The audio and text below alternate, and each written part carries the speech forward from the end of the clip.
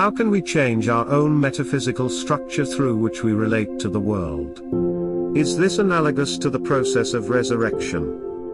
Bruce Charlton. This, for me, is a big and urgent question. I know, pretty much, what is wrong with the prevalent and socially inculcated materialist worldview, and how I want to know the world, but making the necessary transformation to it. Well, that is another matter.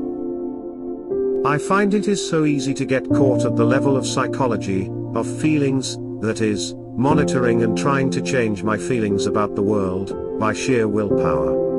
Not only is this ineffective, it is the wrong idea entirely. After all, feelings, to the extent they can be manipulated, are only loosely and indirectly a consequence of metaphysical assumptions. Yet, the objective is to know the world in a different way, through a different framework. If this was attained, then presumably feelings would follow, but a change of feelings won't lead to metaphysical change.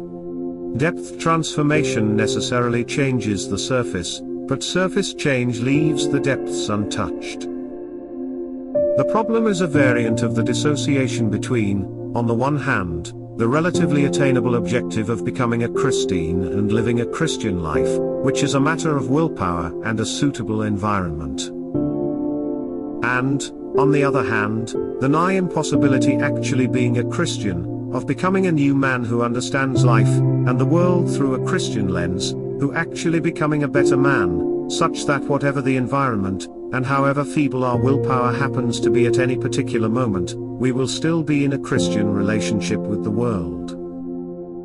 One difficulty is that the Christian lifestyle can be attained incrementally, a bit at a time. Whereas a Christian metaphysics seems to be all or nothing, if it is not complete then it doesn't really work, the remnant wrong elements ensure that we just revert to the socially dominant ways of thinking of the world as dead and determined. I don't have any lasting answer to this, and perhaps none is possible, at least for me, but I have at times and briefly been able to attain the desired metaphysical transformation, and I think this was by a kind of empathic, intuitive, and indeed loving, identification with some other person or being who has the desired mindset. A matter of thinking in the same way as another, of relating to the world as they do. It strikes me that this may be a hint as to how following Jesus Christ is the way, the only way, we can attain to resurrected eternal life. Perhaps if we are loving the living Jesus, then we can identify with him, mind to mind, thinking to thinking, metaphysics to metaphysics. And this shared identity of our personal relation with God and creation, linked with that of Jesus, is what enables us to undergo the transformation that is resurrection.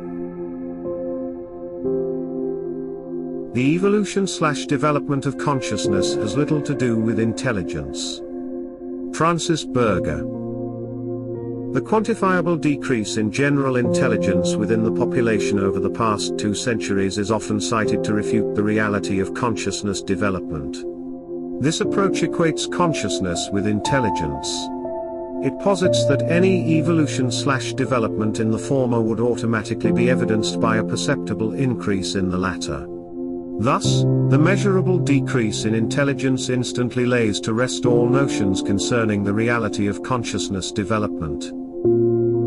With this in mind, it is worth noting that consciousness and intelligence are not synonymous, nor interchangeable. Though consciousness and intelligence can and do influence each other significantly, it is wrong to assume they are the same. Intelligence is functional, while consciousness is awareness. Put another way, intelligence is doing, while consciousness is being. Standard definitions cite intelligence as the ability to reason, solve problems, and manipulate one's environment. Consciousness, on the other hand, is far more difficult to describe. It is meta-level intelligence. It is self-awareness comprising what philosophers refer to as qualia and intentionality. From another perspective, you could say intelligence addresses the physical, while consciousness addresses the metaphysical. Physical is primarily this worldly, while consciousness bridges the gap between this world and the next. From a religious/spiritual perspective, I have often characterized consciousness as how people become aware of, know, understand, and relate to God, themselves, others, and the world. I believe consciousness has changed, evolved, through time. Moreover, I believe the evolution of consciousness is a vital aspect of God's divine plan for humanity, which is not contingent upon increased or decreased levels of intelligence in the general population. I believe God yearns for us to know Him, ourselves, others, and the world better. However, the better knowing God desires depends more on deepened awareness than heightened reason and intelligence. Simply put, I believe God desires that we make the shift from thinking from doing to thinking from being so that we can know directly from being rather than from doing. Spiritual awareness forms the core of thinking from being. Hence, thinking from being is essentially thinking from spirit, which I would describe as a fundamental, individually discovered intuitive understanding of ourselves, others, the world, and God as beings in creation, coupled with the subsequent transformation such a shift in thinking should induce. In the third chapter of the fourth Gospel, Jesus draws a sharp distinction between thinking from being, spirit, and thinking from doing, intelligence, in his conversation with Nicodemus. After Nicodemus affirms that he knows Jesus to be a teacher sent from God, Jesus informs the high-status, highly learned and intelligent ruler of the Jews that only men born again can see the kingdom of God. The declaration baffles Nicodemus, and he solves the problem using his intelligence, thinking by doing, by flatly stating that an old man cannot simply crawl back into his mother's womb and be reborn. Jesus responds to this example of intelligent thinking by saying that only a man born of water and spirit can enter the kingdom of God. Water appears as a symbol of God's wisdom throughout the Old Testament. Jesus acknowledges the necessity of hearing and understanding this wisdom, but underscores that this alone no longer suffices. Something more is needed, something emanating from a resurrected awareness rather than from intelligence. Jesus tries several times to make Nicodemus aware of the necessity of this awareness, of thinking from being via a shift in consciousness, but to no avail. When Jesus realizes he cannot free Nicodemus from the level of functional intelligence, that he cannot communicate the new understanding of man's relationship with God, he takes a little stab at the revered Pharisee by asking how a great teacher of Israel could remain ignorant of the need for spiritual rebirth via thinking from being rather than from doing. To sum up, increases or decreases in intelligence have little bearing on the evolution of consciousness. On the contrary, the example of Nicodemus illustrates that a learned spiritual intelligence firmly fixated on thinking from doing can serve to hinder the evolution/development of consciousness and dampen our awareness of eternal life in heaven. Real imagination can be understood as inner creating, in the realm of primary thinking. Bruce Charlton. We are stuck in habits of materialist, reductionist, abstract thinking that have been inculcated from all directions of our culture, and which are sustained by all public discourse. Breaking free and developing better, truer, stronger ways of thinking with the innate cosmic and unconstrained scope consequent upon the divine part of our human natures, is difficult. Furthermore, we cannot really use conscious willpower in this task, because conscious will is rooted in the same world of habit which we are trying to escape. With conscious willpower, we are in the paradoxical situation of deploying exactly that which we are simultaneously trying to change. To break the evil habits of our mainstream, mundane thinking, we need to be able to think actively, and from our real, divine, selves. We cannot just let our thoughts happen, but we cannot use willpower. And I believe we cannot achieve that active thinking by increments, we cannot attain metaphysical transformation by generalizing from earlier and specific successes. This is why Rudolf Steiner's meditation exercises seem to be useless at generating active primary thinking, since they rely upon the mistaken assumption that the general can be built up stepwise from the specific. How then might we strengthen, as Owen Barfield terms it, our primary thinking, and develop the capability of using it more often and more fully?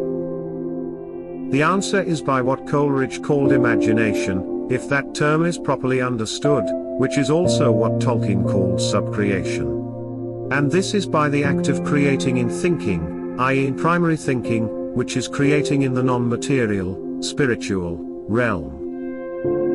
All material is spiritual, because matter comes from spirit, so creation in the material realm, i.e. creating stuff like poetry, music, painting, scientific or philosophical theorizing, is potentially valid.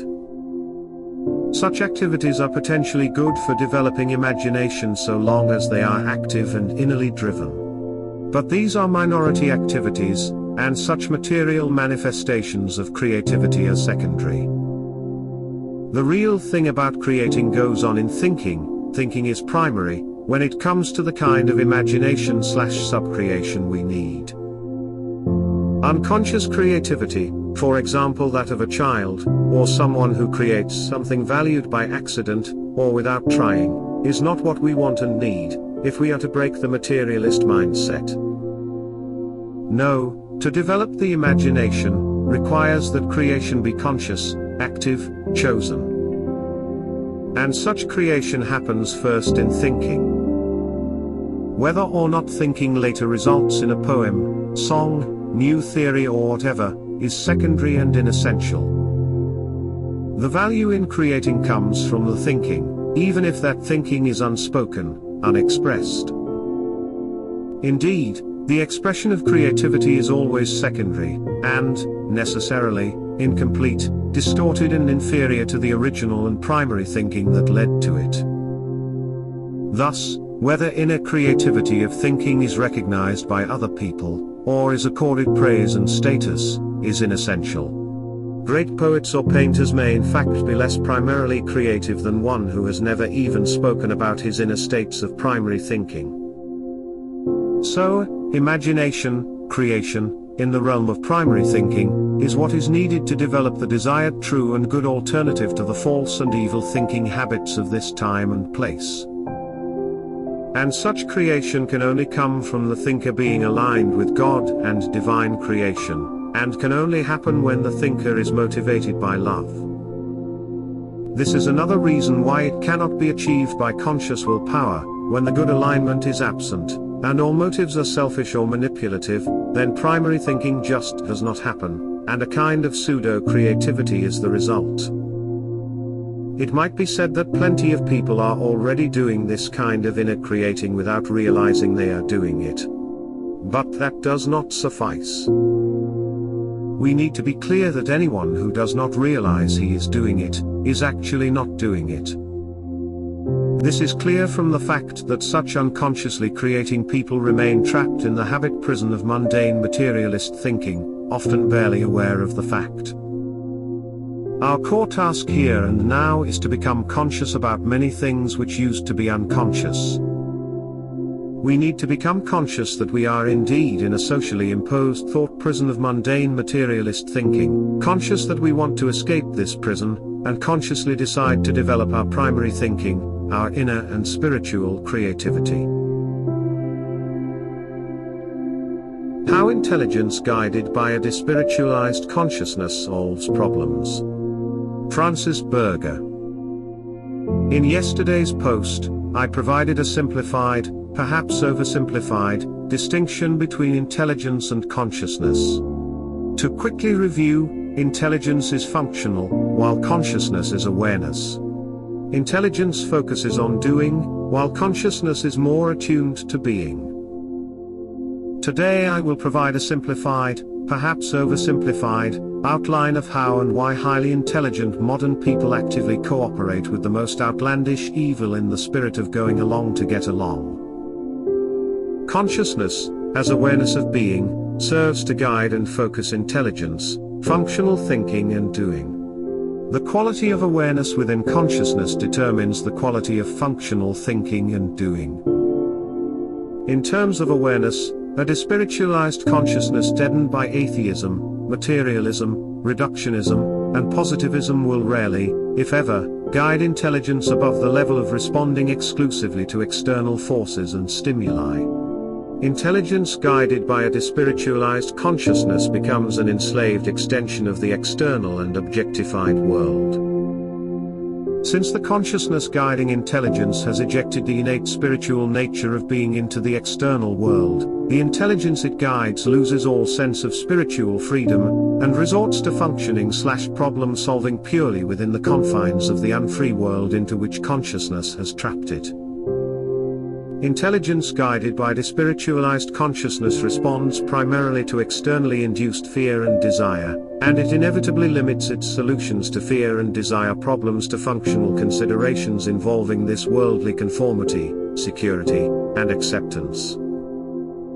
Additional note, although a spiritualized consciousness has the potential to offer some protection, it can still succumb to the very same external forces that enslave a despiritualized consciousness. When it comes to spiritualized consciousness, much depends on quality and depth. When absurd projection becomes routine, people behave as if lies were specific, while truth is systemic. Bruce Charlton. The term projection was originally given a false causal explanation in terms of nonsense psychodynamics, but the phenomenon is real, and the term is useful.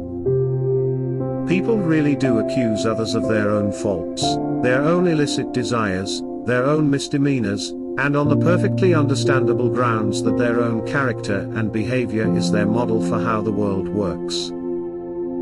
So, projection may be perfectly sincere, the projector may really believe that his enemy is exactly the same as himself, as bad as himself, only worse, for not being the projector, because he is the enemy. Currently the West, the global totalitarian leadership class, is accusing its enemies of its own evils all over the place, in an automatic and routing fashion, and without regard to plausibility. And getting away with it, being believed.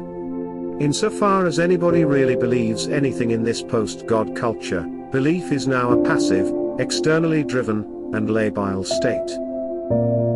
Believed because the system echoes back the lies from all directions, especially the mass media reflect back the evil assumptions and hostile projections of the political leadership. The masses realize that the leadership class are liars, and the masses even notice, i.e. have pointed out by the mass media, a few of the more trivial lies of their leaders. But the assumption behind all this activity is that liars are the exception among leaders, rather than the truth that only those who will lie to order are eligible for leadership positions. And that while there are specific lies devised, pushed and sustained by the system, these happen against a background of valid assertions, and good motivations. People cannot, or will not, assume that the system as a whole is evil motivated, or that it is anti-human. They cannot grasp, and find the idea too despair-inducing, that the leadership class uses the masses, cares functionally nothing for any peoples or nations, for rights or freedoms, for law or peace. Any such private sentiments, which are never strong in those selected for system leadership, are stripped away, if not simply sold, by the realities of wielding and retaining power in an evil-orientated system. To notice such matters is regarded as cynical, conspiracy theorizing, and despair-inducing, because in this worldly sense all these are true. If this mortal life and world are all that there is, then it is needlessly cruel to point out miserable truths, especially when nothing effective can be done to correct or better them, at least, nothing in a mainstream, socio-political, materialist way. If mortal life is everything and socio-political reality is that we are ruled by heartless, selfish, and cruel people, then maybe it really is better to be unaware of the truth, better not to think about such things. This is the therapeutic view of human life, a variant of utilitarianism, in which morality is calibrated against an hedonic calculus, which traces ethics back to human psychology, and regards the primary duties as reducing suffering, and enhancing gratification. If this life and world are everything, and yet that everything is hostile and cruel, then it is probably best to regard our discourse as a palliative therapy, the kind of terminal health care provided to those who are dying, who cannot be cured, but can be helped to suffer less, and maybe experience a few more pleasures. In other words, the prevalent morality is one of, eat, drink, and be merry, because tomorrow we die. In such a situation, one who points out the situation, who increases conscious awareness of the miserable nature of life, is an enemy. Only if our world view is rooted in the eternal, and if we ourselves are confident both of our post-mortal salvation, a job to do while we still live. Only when others may share this life beyond life if, and only if, they understand and choose spiritual truth. Only then is it worthwhile looking beyond the therapeutic perspective, and to matters of reality. Love is love. William Wildblood. If there was ever a cliché, then this is it. Yes, love is love, but what is love? I saw on a comment thread recently a claim by one of the participants that God or Jesus had told him that there was complete moral equivalence between homosexuality and heterosexuality because we are all evolving into a state in which sex, or gender as people say nowadays, will not exist. I've heard this before, that homosexuals represent a kind of enlightened vanguard blazing a trail into the future. It's an old delusion. The only place that sex, as in masculine and feminine or their initiating equivalents on the spiritual level, cannot exist is the unmanifest state, the one in which spirit and matter are not yet sundered and nothing is. The very act of creation involves a division which, whether you call it consciousness and form or spirit and matter or God and nature, is the root of the sex difference. That goes right down to the very ground of reality, in that for creation to take place, one must become two. If you don't want sex to exist, then you don't want life to exist. A rejoinder to this might be that we will all become androgynous, but that is a category error in that it forces a pre-manifested condition into the world of manifestation, which word I use here as an equivalent for creation even if they are somewhat different, metaphysically speaking. But if life is to be expressed, there must be this duality of subject and object, and that, right there, is the sex difference. It cannot be dispensed with if life is to be known and seen and touched and tasted and all the rest. It may be that as humanity evolves, each sex will become more refined in its form and expression, and people might confuse this as each one of them becoming more like the other, but the unique categories of masculine and feminine will remain. In Luke chapter 13, God is compared to a hen who gathers her brood under her wings, but that does not make him any less God the Father. Great men can have great compassion, but they are no less men. Great women can have high intelligence, but they are no less women. One androgynous being can never complement and complete another androgynous being, and it is this completing and complementing that makes the love between man and woman what it is. Apart from being a necessity for creation, the sexual division of beings is a great gift from God because it takes love to a new level. Love is love, but what people often mean when they say this is that love is sex. They smuggle in one thing by claiming it is another. My teachers told me that love was indeed love if it was pure and did not degenerate. Most of what is called love by propagandists is degenerated love that arises from and is intended to satisfy the ego, not the soul.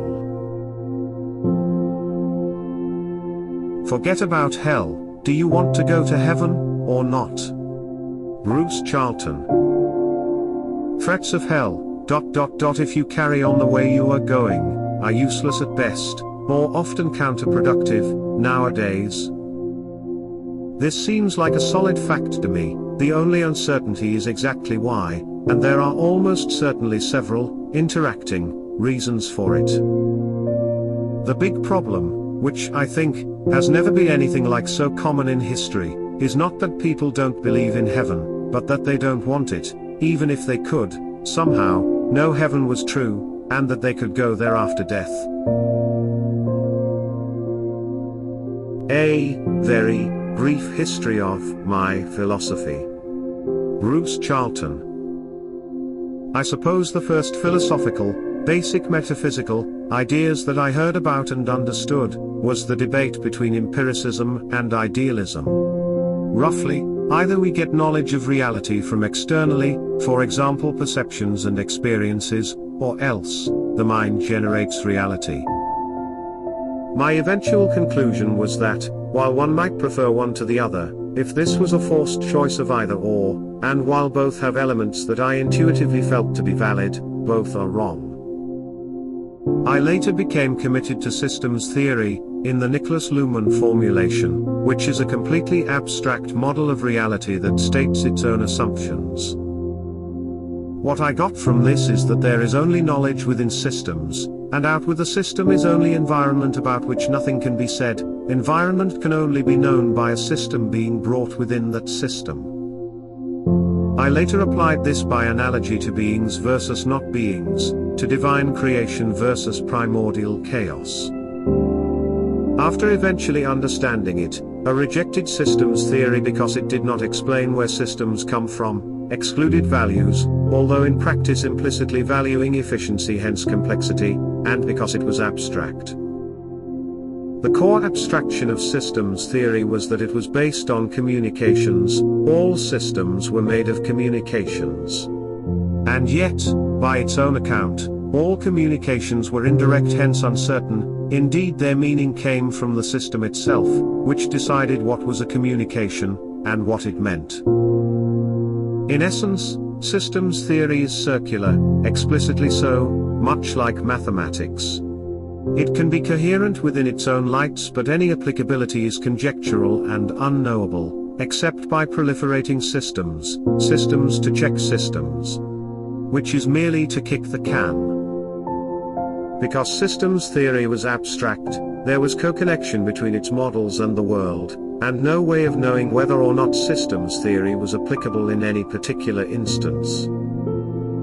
Even worse, systems theory provided no way of knowing whether something was a system, or not, or where its boundaries lay. The work of systems theory Coleridge, Rudolf Steiner and Owen Barfield made a link between what were, de facto, systems and life, i.e. organisms and other units of biology.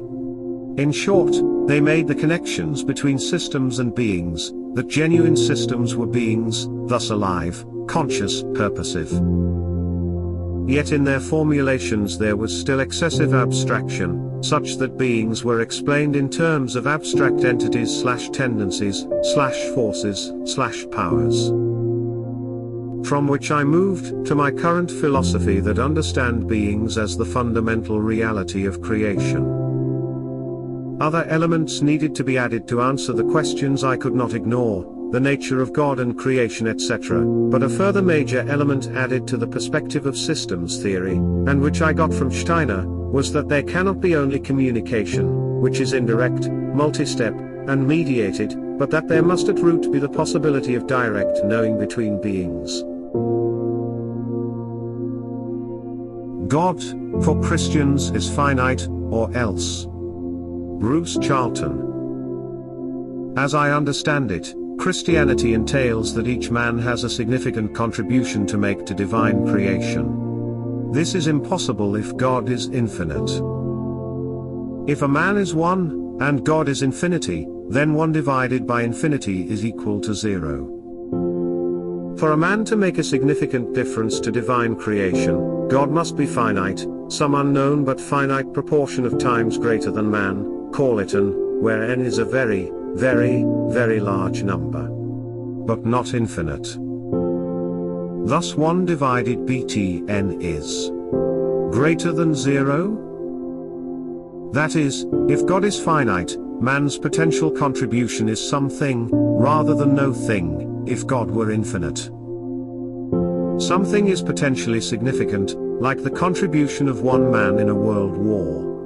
A single act of a single person may make a difference in war, whether locally, for example saving a life, or killing somebody, or on a large scale, where single decisions by a person may have vast consequences. In conclusion, Someone who insists on the infinitude of God is also implicitly asserting that a man, or any number of men, cannot have any role to play in divine creation, because the finite cannot add anything, nor subtract anything, from that which is infinite. Note, the above formulation is, like any comprehensible statement of this mortal life, an abstracted model of reality, whose applicability is strictly unknowable. I put it forward as a way to understand why it is so vitally important that Christians do not, yet again, as so many before, fall into the enticing trap of asserting and insisting that God the Creator is abstractly infinite, for example that God is omniscient, omnipotent or any such. To do so always has anti-Christian implications that have historically, and here and now, made Christianity incoherent, thus needing theology to resort to mystery, authority-mongering, sheer power or fear, word hypnotism or the like. Leftists who declare that Christ told them the litmus test issues were good, yes, really. Francis Berger. Christians who fail one or more of the litmus tests of serious Christianity need to take a step back and re-evaluate what it means to be a Christian. Non-Christians who pass all the litmus tests should seriously consider becoming Christians. If they choose not to, they remain non-Christians, and the past litmus tests carry little, if any, meaningful spiritual benefit. Virtually all leftists inevitably fail one or more of the litmus tests, which is expected and, unsurprisingly, largely irrelevant. But what about leftists who claim that Jesus personally informed them he actually endorses one, or more, of the litmus test issues as a force for good? I don't think this qualifies as a litmus test in its own right, but it certainly qualifies as the mother of all pseudo-spiritual fails. How is one to respond to such tripe? I mean, that truly is epic, Mount Everest-level nonsense, that is. The absurdity. It burns. Increased self-consciousness should imply a move from externally to internally motivated, but culture, and reaction, is doing the opposite. Bruce Charlton. The development of human consciousness over the past several hundred years, the modern era, from c. 1500, has been towards great self-consciousness, often experienced negatively as cut-offness, alienation, isolation, solipsism, despair. But, in a positive sense, this change has been towards greater freedom or agency, and it sustained, during its earlier generations, a great burst of individual geniuses who deployed this new agency in great works of literature, art, science, ideas etc. Yet the major developments of modern culture, especially over the past century or so, have been towards a more complete, totalitarian control of the human mind. This, by means of ever larger and more cross-linked bureaucracies, covering ever more of life, integrated with a vast apparatus of propaganda and manipulation we term the mass media, and these systems have moved from national to multinational, global, control, over recent decades. In other words, the social trends have been in the opposite direction than the development of consciousness. This opposition of social and personal can be understood in terms of the perceived need for rulers to monitor and control their, more potentially autonomous, citizens more thoroughly. And this entailed getting them to respond to external motivations rather than to their, increasingly powerful, inner motivations. In other words, external society has fought against the inner trend towards greater freedom, agency, creativity. And, so far, external and social control has been winning, hands down, against the individual and inward developments of consciousness, especially since the massive spread of mass, then social, media from the 1990s. But this expanding external control system, of bureaucracy and media, has been overwhelmingly and increasingly evil in its motivations, and this has triggered resistance to this evil among those who were less thoroughly and less deeply mind-controlled. In other words, there have been reactionary movements, opposing the mainstream, and some of these reactionaries are Christian. Yet, overwhelmingly, Christian reactionaries have not opposed the social trends towards increased external control, but instead have sought to replace evil-motivated external control with various forms of putative, because they have not happened, good-motivated external control. Christian reactionaries are just as opposed to the modern-era developments of human consciousness as are the globalist leftists. The difference is that Christian reactionaries are, or aspire to be, totalitarians on behalf of God.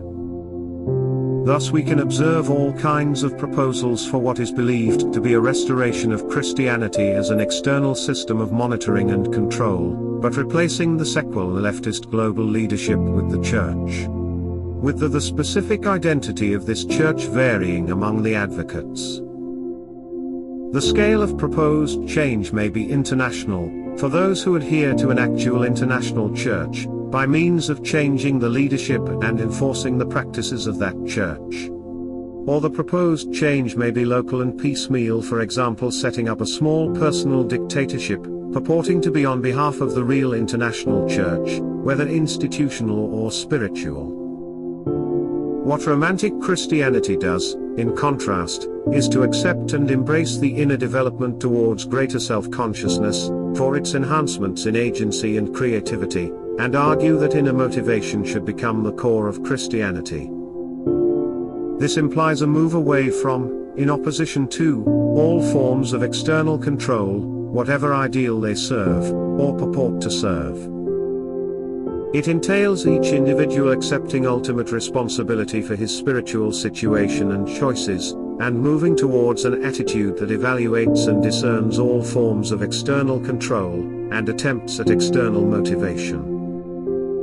Society cannot be eluded, nor opted out from. Society is necessary and inevitable, and contains much good. But the romantic Christian faces all societies with an attitude of inner evaluation towards all external influences, including all actual churches, and all possible churches. He seeks ultimate motivations from within, and direct from the divine, to clarify and strengthen such motivations, and, insofar as his faith is rooted in the promises of Jesus Christ of resurrected life eternal, then external social influences cannot prevent him achieving what he most desires. What does it mean to be free with God? Francis Berger. If I had to define heaven, I would describe it as being free with Christ. I would define heaven that way because it is the only place where I can imagine ever being as free as Christ was on earth. And why was Christ as free as he was? Because he was perfectly aligned with God and creation.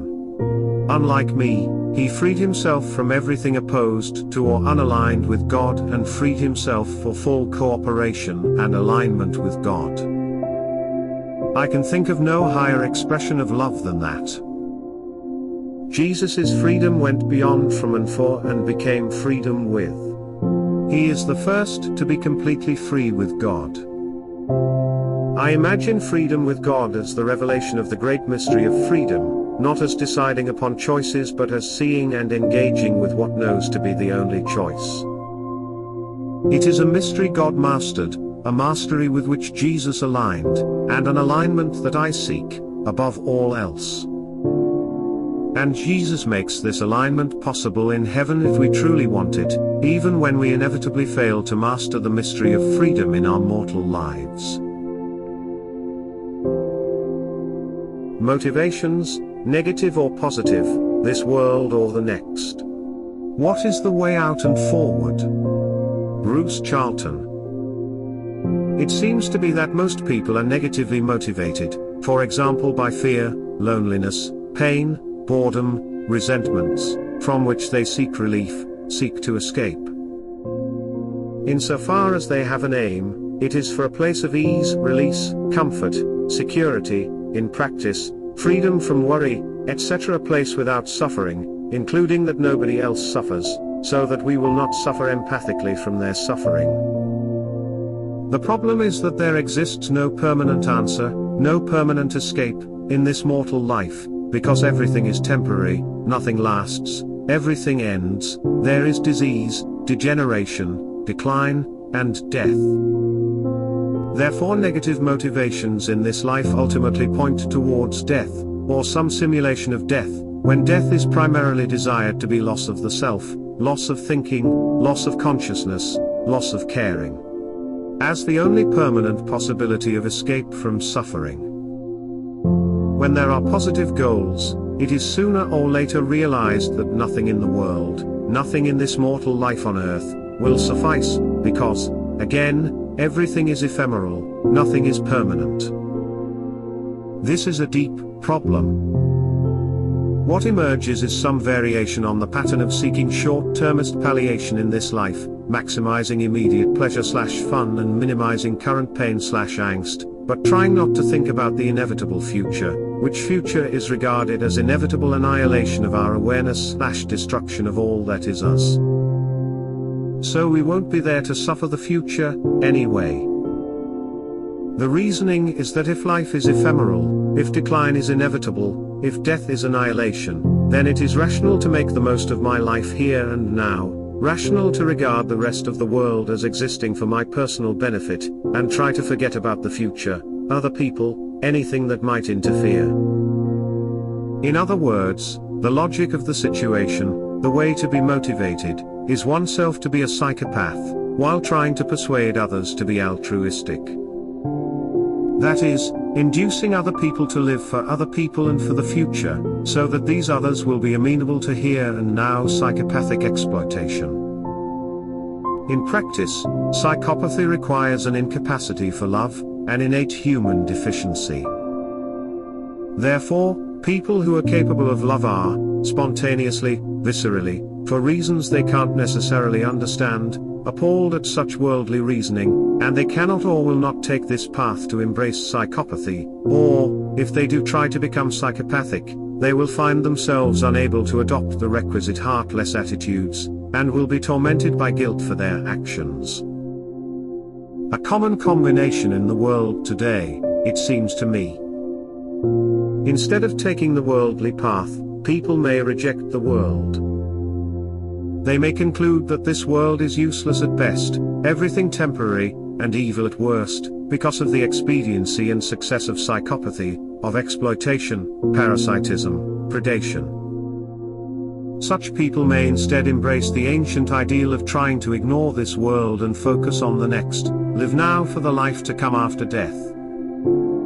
But such an ideal makes this mortal life worthless, indeed worse than worthless, because this is a world of illusion, cruelty, suffering. Many bad things. The bad things spoil this world, while any good things are temporary, and perhaps illusory anyway. Thus, to live for the next world points towards death as something which is desired as soon as possible. And someone who really believed this, would not be alive to tell anyone else about it. Consider, someone who really believed this world was illusion and pain, would not be concerned with morality, indeed he would have no value preferences for truth, beauty or virtue, since values are merely part of the illusion. One who really lived for the next world would not be concerned about converting others to his belief, or persuading others of his rightness and their wrongness.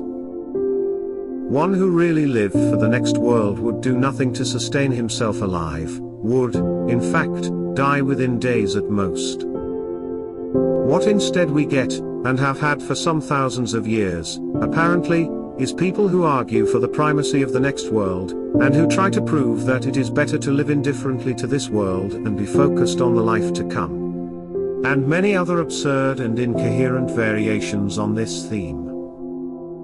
What this tells me, is that just as there is something in most people that rebels against and is revolted by the ideal of living as a psychopath, so there is something in most people that values some things about this mortal life, and cannot write it off as wholly illusion and suffering. This is intuition at work in us. What intuition tells us is that this mortal life should not either be wholly accepted nor wholly rejected, but this life needs discernment. Some of it is good and some is evil, some genuinely ephemeral, other parts can and should become eternal, and we need to know which is which, in order to embrace good and reject evil. We need discernment in order to know what to keep, and what to leave behind. In Christian terminology, to know what is sin, and what can be carried through to heavenly life. Such discernment would need to be comprehensive and accurate, because if this mortal life is valuable we need to preserve some of it for eternity, yet we also need to know what is wrong, or else we would be carrying through into heaven the evils of this mortal world, so it would then not be heaven. And yet sufficient discernment is impossible, because there is way too much that needs to be discerned rightly in this world. At any given moment, every person is wrong in some ways, probably many ways, about what is good and evil, and there are more and more problems and issues presenting themselves every hour of every day. Although we have both inner and outer guidance that leads us towards correct discernment, this operates by trial and error, and across time. At any particular moment, we will always be confused and in a state of error. Yet another double bind. We can neither accept nor reject this world. We must, it seems, discern within this world, yet we cannot sufficiently discern. We need heaven, but cannot find our own way to heaven. This was the situation until the advent of Jesus Christ. Jesus can be considered a way out from this double bind, because Jesus was uniquely able to discern his way to resurrected life eternal. This was possible, indeed perfectly natural and spontaneous, for him, because he was in perfect harmony with the purposes and methods of God and of heaven. Because Jesus did it, we can do it as well, by following him. After our mortal death, Jesus will be there to lead us through all necessary discernments about what to take and what to leave behind. All that we need to do is follow him, and agree to whatever is necessary. Which means we must want to follow Jesus. A way of saying this is that we must love Jesus. Only that. But that is necessary. Thinking about the reality and nature of God, our assumptions dictate the outcomes. Bruce Charlton. When we are thinking about the nature of God, probably the single most important thing anybody needs to think about, as with thinking about any subject, assumptions dictate outcomes. Metaphysics is primary. And if we are making several assumptions about what kind of a thing God must be, then that is what will be found. This statement about assumptions dictating outcomes is not because of errors in reasoning, nor from dishonestly twisting the argument. I am here assuming the best case scenario of correct and honest reasoning. Even when we assume there are no errors of reasoning, and, which is also frequent, no errors in asserting the real-world applicability of abstract thinking, even then, assumptions dictate possible outcomes. Because reason is just like a bridge between assumptions and conclusions. Where we build the bridge from, determines where it can arrive, no matter how solidly that bridge is constructed. In other words, we cannot discover the nature of God by reading the Bible, or by studying the evidence of nature, or by examining the human condition or human society, or from any source of information or any kind of evidence. None are any use in telling us what really is the nature of God. Because, what counts as evidence, and how we interpret it, is dictated by the assumptions we bring to it. This is a particularly important issue for modern men, because we often approach God from the position of assuming that there is no God, and that everything which possibly happens, now, everywhere, past and future, is and must be either random and meaningless, or determined in accordance with science. If that is what we assume, then we can never discover God. Furthermore, if someone is instead religious, and comes to the discussion of God with assumptions about what God must be like, to count as really God, then that kind of God is what he will find, or else what he finds will not count as God. The lesson is simple, which is to be aware of the assumptions you bring to this task of understanding God. And make absolutely sure that you personally, by your deepest intuitions, believe these are the correct and only assumptions you endorse. Otherwise, you will just be fooling yourself. Christianity is finished if it does not reassert itself as a worldly power. Francis Berger. I don't subscribe to the title of this post. It merely echoes a postulation I keep encountering. The position is easy to grasp.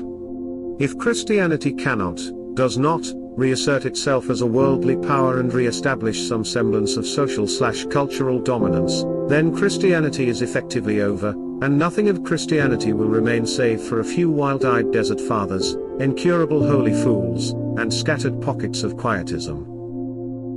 Whenever I contemplate this Christianity must assert itself in the world again, or else position, I am reminded of a passage from Badiaph's Freedom and Spirit concerning the crucified and worldly power. Bold added.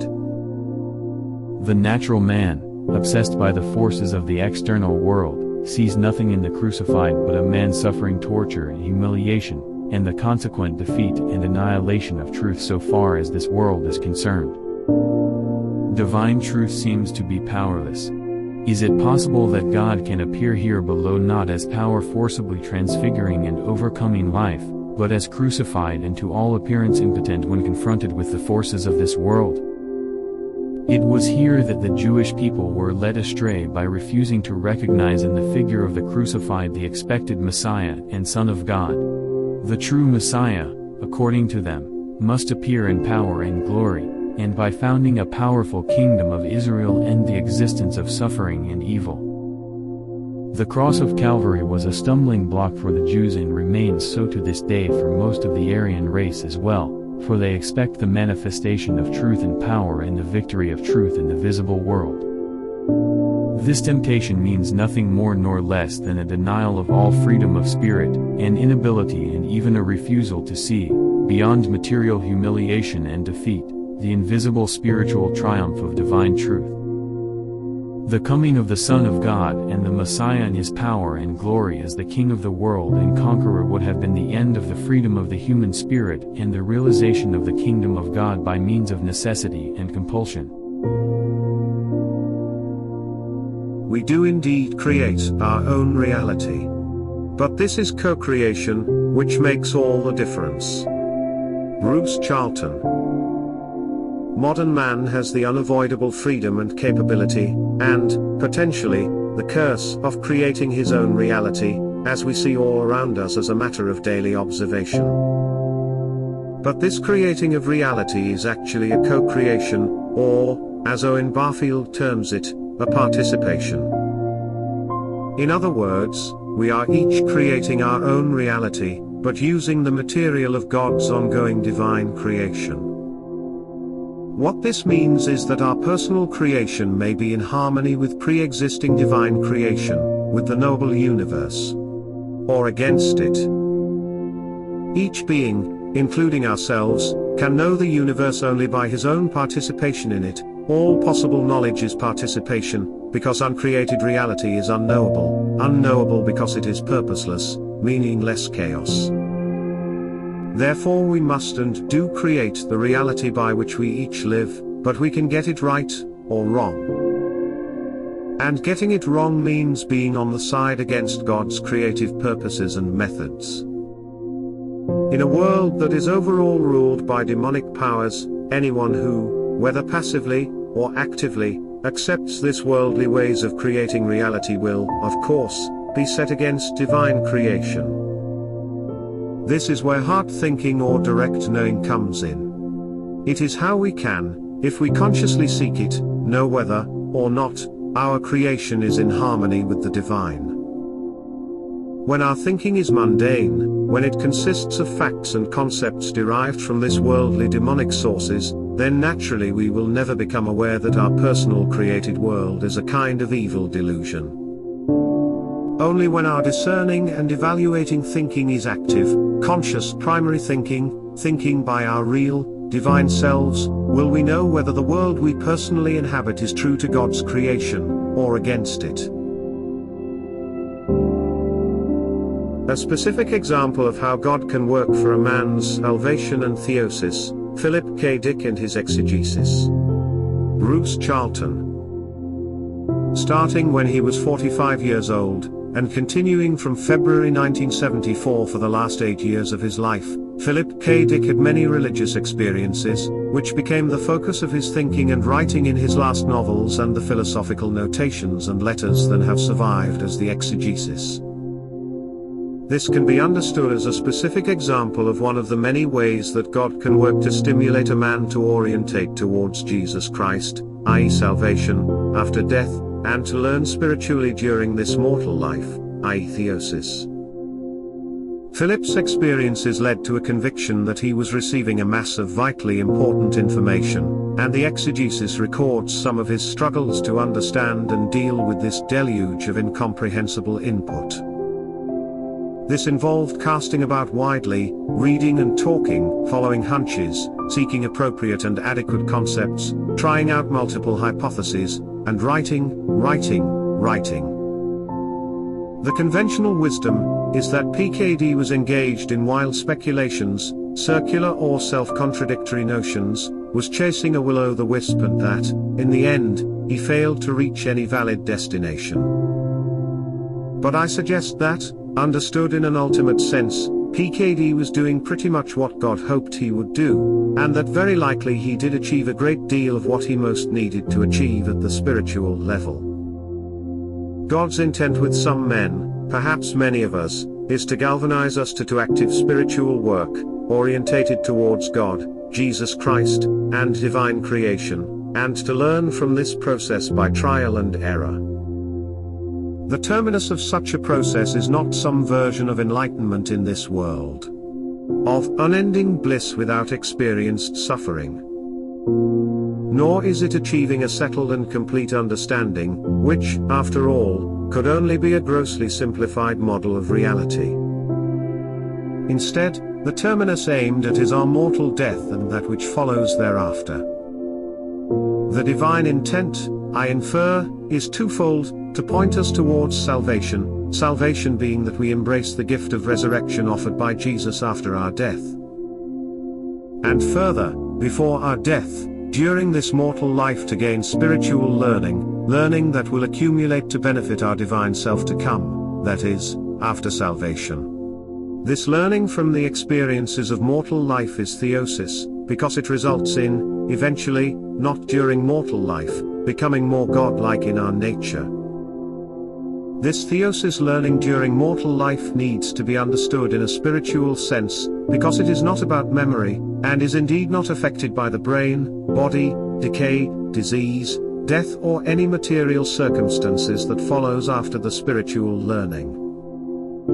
Even if what we have learned is immediately forgotten, in this world, in a material sense, nonetheless, if it is significant for our eternal resurrected and heavenly life, it is spiritually retained, potentially for eternity, so long as salvation is embraced in the end. My interpretation of Philip K. Dick's 8 years of changing his mind, trying out innumerable bizarre notions, following multiple blind alleys, making many mistakes, as well as having transcendent insights, and, briefly, achieving Christian certainties, can therefore best be understood as a valid and appropriate response to his mysterious, perplexing and God-given experiences from February 1974. Some would say that God ought to make himself clear.